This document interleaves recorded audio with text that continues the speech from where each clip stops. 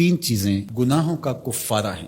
فَإِسْبَاغُ الْوُضُوءِ فِي الصَّبَرَاتِ، جھاڑے میں ٹھنڈے موسم میں پورا وضو کرنا ہے، مکمل اہتمام کے ساتھ وضو کرنا موسم سرما میں، یہ گناہوں کو مٹا ڈالتا ہے۔ اور دوسری چیز ارشاد فرمائی وَإِنْتِظَارُ الصَّلَاةِ بَعْدَ الصَّلَاةِ، ایک نماز کے بعد دوسری نماز کا انتظار کرنے بیٹھ جانا، کہ عصر پڑھ لی اب مغرب پڑھ کے جائیں گے، مغرب پڑھی اب عشاء پڑھ کے جائیں گے، تو ایک نماز کے بعد دوسری نماز کا انتظار۔ حضرت عبداللہ ابن عباس رضی اللہ تعالیٰ عنہ فرماتے ہیں کہ حضور فرماتے ہیں کہ میں نے اپنے رب کی زیارت کی۔ حضرت عبداللہ ابن عباس فرماتے ہیں کہ میرا گمان ہے کہ یہ حضور کسی خواب کی کہانی سنا رہے ہیں۔ تو ارشاد فرمایا کہ جب میں نے اپنے رب کی زیارت کی تو میرے رب نے مجھے کہا کہ یہ فرشتے جو ملائے اعلیٰ میں بحث کر رہے ہیں یہ کس امر میں گفتگو کر رہے ہیں، فرشتے کسی معاملے میں تکرار کر رہے تھے، تو ان کی گفتگو کس عنوان سے ہے؟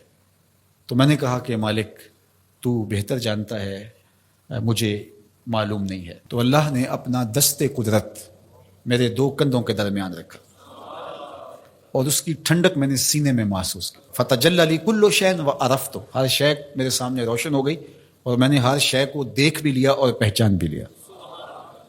تو پھر میرے رب نے کہا کہ اب بتاؤ، تو ظاہر ہے اس کا دست قدرت میرے دو کندھوں کے درمیان آیا اور ہر شے میرے سامنے آ گئی۔ تو میں نے عرض کی یا اللہ یہ کفارات اور درجات کے بارے میں آپس میں بحث کر رہے ہیں، اور وہ کفارات کیا ہے؟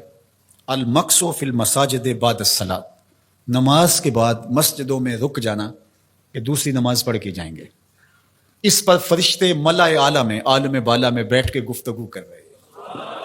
اللہ اکبر، یہ کتنا بڑا عمل ہے کہ جس پر فرشتے کہہ رہے ہیں بلے بلے، کیسے وہ لوگ ہیں جو ایک نماز کے بعد دوسری نماز کے لیے رک جاتے ہیں۔ اور ایک حدیث پاک میں آتا ہے صحیح بخاری میں، 7 اشخاص ایسے ہیں قیامت کے دن کڑکتی دھوپ میں جب کوئی سایہ نہیں ہوگا اللہ انہیں اپنے عرش کا ٹھنڈا سایہ عطا فرمائے۔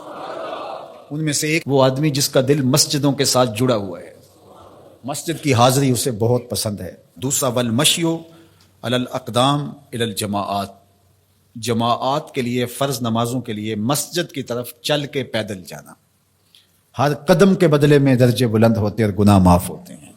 اللہ اکبر، یہ طلب کی گئی کہ دعا کیجئے کہ میرا گھر مسجد سے نیڑے ہو، تو کہا نہیں، تم جتنے قدم چل کے آتے ہو اتنے تمہارے گناہ معاف ہوتے، اتنا ہی تمہیں ثواب ہوتا ہے۔ تو یہ چل کر کے آنا گناہوں کا کفارہ ہے۔ تیسری چیز ارشاد فرمائی کہ وَإِسْبَاغُ الْوُضُوءِ فِي الْمَكَارِهِ، مشکل صورتحال میں وضو پورا کرنا، اور وہ سردیوں کے اندر مشکل ہوتا ہے کہ پانی بہت ٹھنڈا ہے، تو اس وقت بندہ کہتا ہے چلو ایک دفعہ بھی گزر ہو جائے گی، اگر ایک دفعہ بھی چہرہ دھو لیں گے وضو تو ہو جائے گا، لیکن سنت طریقے سے 3 بار ہی دھونا، اور 3 بار ہی جو ہے وہ پاؤں دھونے، اور 3 بار ہی باقی اعضاء دھونے، تو یہ مشکل ہوگا وضو میں ٹھنڈے پانی سے۔